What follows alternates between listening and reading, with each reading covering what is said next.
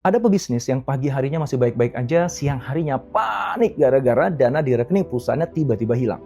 Bukan karena investasi bodong, bukan juga karena kantornya dibobol, tapi karena satu klik yang keliru. Dan yang bikin saya makin kepikiran, itu bisa terjadi pada siapa aja, termasuk kita.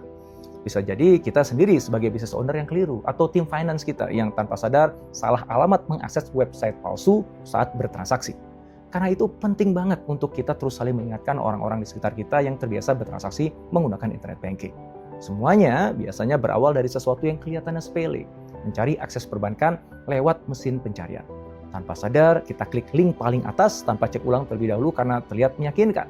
Padahal itulah yang disebut phishing, modus penipuan digital di mana pelaku membuat tampilan website palsu menyerupai website resmi untuk mencuri data rahasia.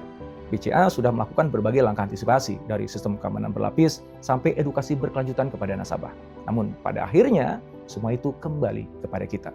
Karena secanggih apapun sistemnya, kalau kita sendiri tidak teliti, celah itu tetap ada.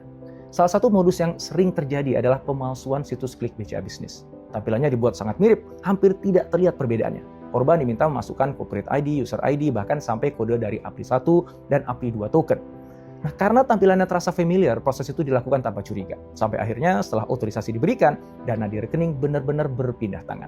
Bukan karena sistemnya lemah, tapi karena kita tanpa sadar memberikan aksesnya. Supaya cerita ini tidak terjadi pada Anda, ada beberapa hal yang sederhana tapi krusial. Jangan pernah mengakses internet banking apapun dari mesin pencarian. Pastikan Anda masuk hanya melalui situs resmi bca.co.id. Ketik sendiri websitenya. Setelah masuk, pilih login. Dari situ, Anda bisa akses ke internet banking BCA seperti My BCA, Klik BCA, dan Klik BCA Business. Dan biar lebih mudah untuk transaksi selanjutnya, silakan di bookmark website resminya dengan klik ikon bintang. Jadi kedepannya kita nggak perlu cari lagi di mesin pencarian.